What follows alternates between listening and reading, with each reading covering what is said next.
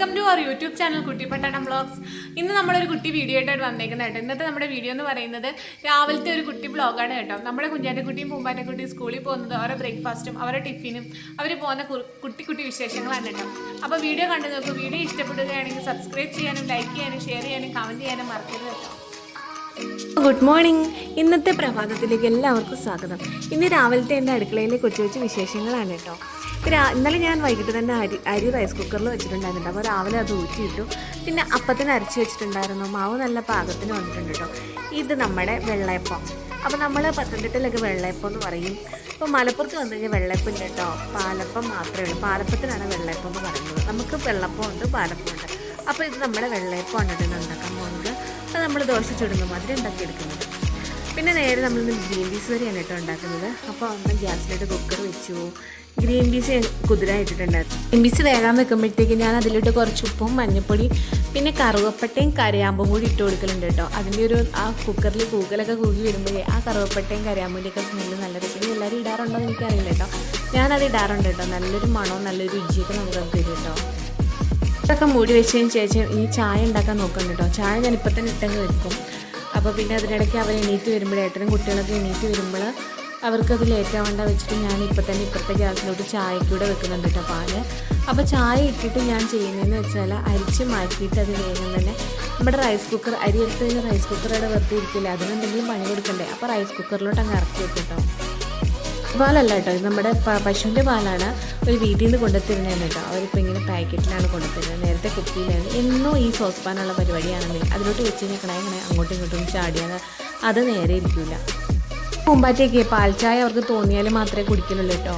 അവർക്ക് എപ്പോഴെങ്കിലും മൂഡ് വേണം. അവർക്ക് കട്ടൻ ചായയാണ് അത്ര ഇഷ്ടം. പക്ഷേ എനിക്കത് ആ സാധനം അത്ര ഇഷ്ടമല്ല കേട്ടോ. എവിടെയെങ്കിലും വല്ലപ്പോഴും ആരെങ്കിലും തന്നാൽ കുടിക്കുക എന്നല്ലാതെ എനിക്കത് ഉണ്ടാക്കി കുടിക്കാൻ അത്ര വലിയ താല്പര്യമൊന്നും കേട്ടോ.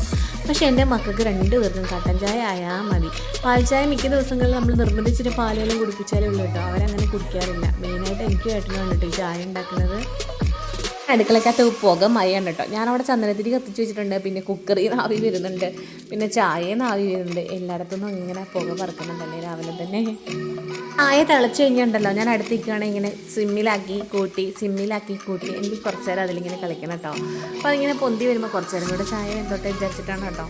കാര്യമില്ല, മൈൻഡാക്കണ്ട. എൻ്റെ ഒരു കലാപരിപാടികളാണ് അതൊക്കെ കാണിക്കുന്ന പരിപാടി. എനിക്ക് തിളയ്ക്കുമ്പോൾ ഇങ്ങനെ ഒന്ന് കൂട്ടി കൊടുക്കണം, പോവാതെ പിന്നെയും സിമ്മാക്കണം, പിന്നെയും ഒന്ന് കൂട്ടി കൊടുക്കണം. അങ്ങനെയൊക്കെ ചെറിയ പരിപാടികളൊക്കെ ഉണ്ട് കേട്ടോ. എന്നെപ്പോലെ ആയിരിക്കും എല്ലാവരും അല്ലേ? ആയിരിക്കല്ലേ?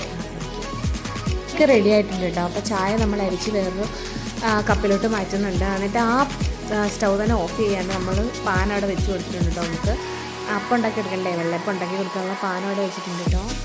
ഇനി വേഗം തന്നെ റൈസ് കുക്കറിലോട്ട് മാറ്റി കേട്ടോ. അപ്പോൾ ചൂട് പോവാതെ അത് അവിടെ തന്നെ ഇരുന്നുള്ളൂ കേട്ടോ. നമുക്ക് ആവശ്യമുള്ളപ്പോൾ എടുത്താൽ മതി. അതാകുമ്പോൾ പിന്നെ ഏട്ടനൊക്കെ വരുമ്പോൾ പിന്നെ ഇനി ചൂടാക്കാൻ നിൽക്കണ്ട കേട്ടോ.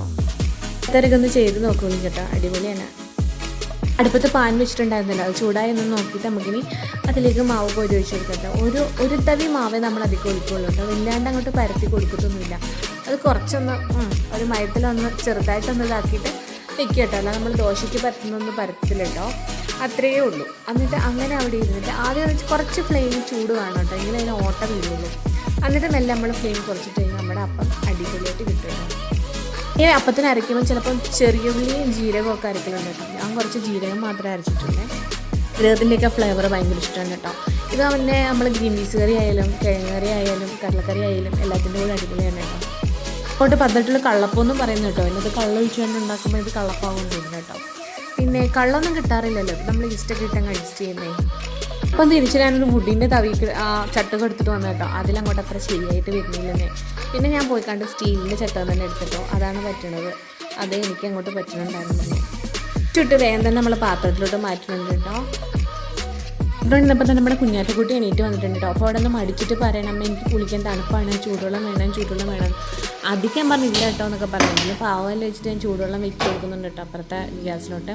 ഓക്ക് ഭയങ്കര മടിയാണ്, തണുപ്പ് തീരെ പറ്റില്ല. പക്ഷേ പൂമ്പാറ്റയാണ് എണീറ്റ് വന്ന് ഏത് തണുത്ത വെള്ളത്തിൽ അവൾ കുളിക്കലുണ്ട് കേട്ടോ. കുഞ്ഞാറ്റയ്ക്ക് ഭയങ്കര മടിയാണ്. കുഞ്ഞാറ്റ പിന്നെ ആദ്യമേ തന്നെ ഞാൻ കുറച്ച് ചൂടുവെള്ളത്തിലേക്ക് കുളിപ്പിച്ചിരുന്നു. പൂമ്പാറ്റ പിന്നെ ജനിച്ച് കുറച്ചാൾ കഴിയുമ്പോൾ തന്നെ പച്ചവെള്ളത്തിൽ പിടിച്ച് മുക്കാൻ തുടങ്ങി കേട്ടോ. അതുകൊണ്ട് പിന്നെ അവൾക്ക് വലിയ പ്രശ്നമില്ല. ഇവളിങ്ങനെ തണുപ്പ് വന്നു കഴിഞ്ഞാൽ ചൂടുവെള്ളം വെച്ചിരുമോ ചോദിച്ചുകൊണ്ടിരിക്കും.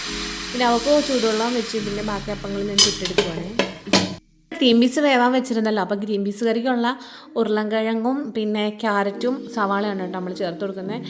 മറ്റേ ബീൻസ് കൂടെ ഉണ്ടെങ്കിൽ നല്ല രുചിയാണ് കേട്ടോ, പക്ഷേ ബീൻസ് നമുക്ക് ഇരിപ്പില്ലായിരുന്നു കേട്ടോ. അപ്പോൾ ഞാൻ ഉള്ളത് വെച്ച് അഡ്ജസ്റ്റ് ചെയ്യാമെന്ന് വിചാരിച്ചു.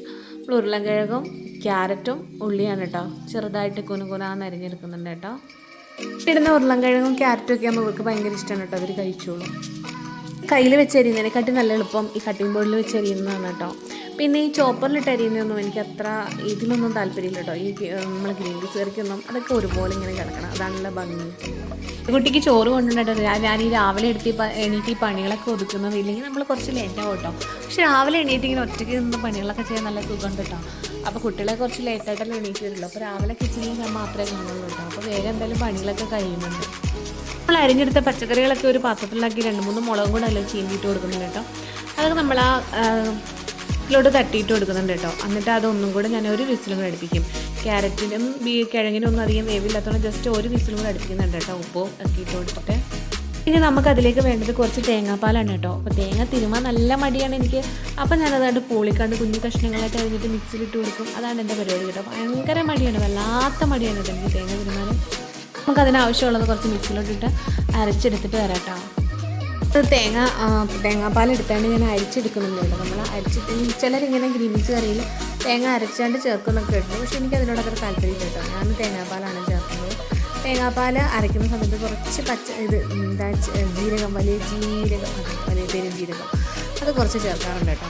അപ്പോൾ അത് അരിച്ചെടുക്കുന്നുണ്ട്. അവിടെ എന്തെങ്കിലും ഓരോ കുപ്പിയൊക്കെ കൊണ്ട് വെച്ചിരിക്കുന്നുണ്ടാകും. ഇന്നലെ കുട്ടികൾ മരുന്ന് ഒഴിച്ചിട്ട് വെച്ചിട്ട് അങ്ങോട്ടൊക്കെ നോക്കുക വേണ്ട.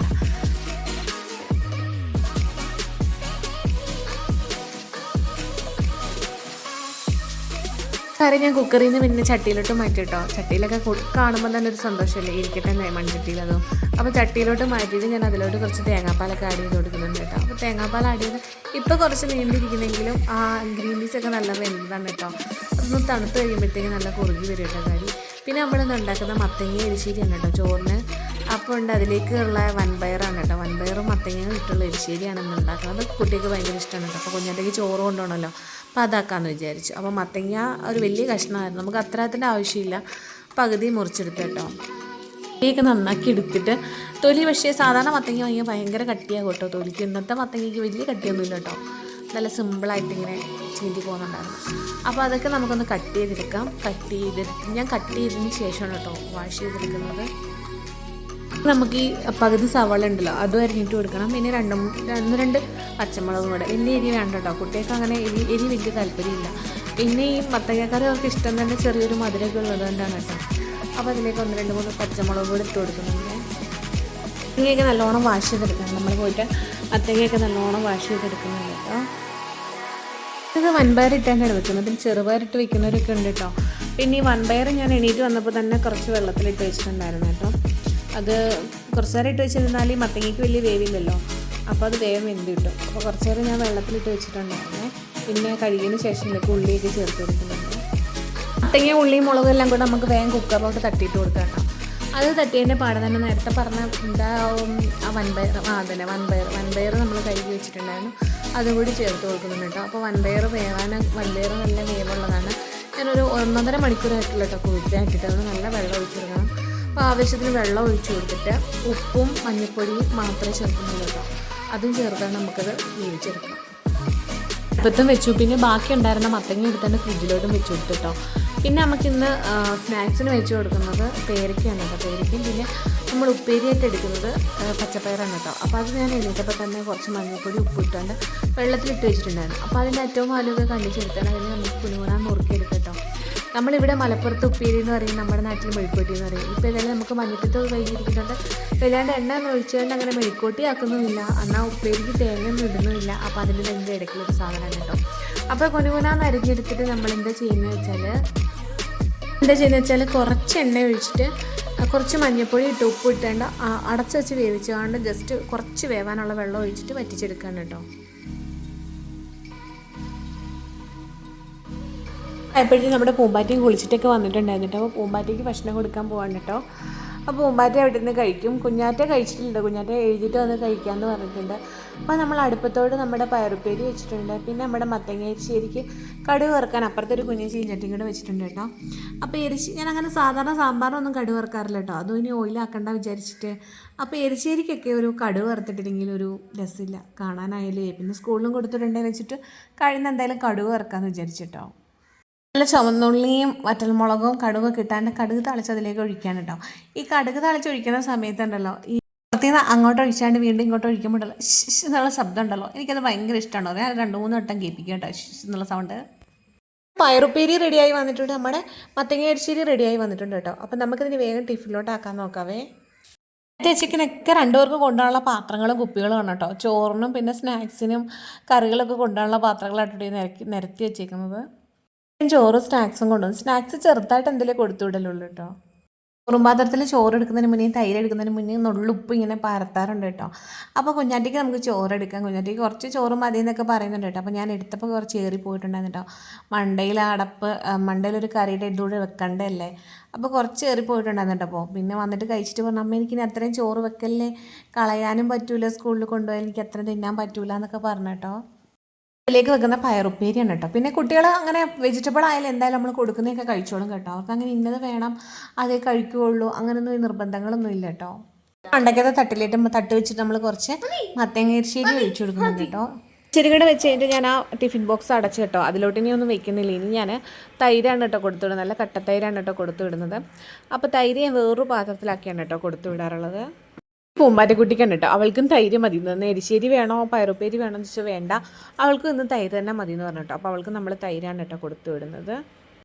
നമ്മൾ എടുക്കുന്നത് പേരയ്ക്കാണ് കേട്ടോ. നമ്മൾ സ്നാക്സിന് കൊടുക്കാൻ നേരത്തെ കഴുകി വെച്ചിട്ടുള്ള പേരയ്ക്കായ ഒരു പേരയ്ക്കാണ് കേട്ടോ. അധികം ഒരുപാട് ക്വാണ്ടിറ്റിയിൽ സ്നാക്സ് കൊടുക്കത്തില്ല. അപ്പോൾ ഒരു പേരയ്ക്ക ഞാൻ 2ആയിട്ട് കട്ട് ചെയ്തിട്ട് 50-50 2 പേർക്കും കൊടുത്തു വിടുമായിരുന്നേ. ദിവസം നമ്മളിങ്ങനെ ഫ്രൂട്ട്സ് എന്തെങ്കിലുമാണ് കട്ട് ചെയ്ത് കൊടുക്കുന്നത് കേട്ടോ. ഫ്രൂട്ട്സ് എന്തെങ്കിലും ഇരിപ്പില്ലെങ്കിൽ മാത്രമേ ഞാൻ ബേക്കറി അങ്ങനെ എന്തെങ്കിലും ചൂസ് ചെയ്യാറുള്ളൂ കേട്ടോ. അവളുടെ ഏറ്റവും വലിയൊരു ടാസ്ക് കംപ്ലീറ്റ് ആയിരിക്കുകയാണ് കേട്ടോ. നമ്മളങ്ങനെ എല്ലാം സെറ്റ് ചെയ്ത് ഇവരെ വിടാനുള്ള ഏറ്റവും വലിയ ടാസ്ക്കാണ് ഇത് തന്നെ.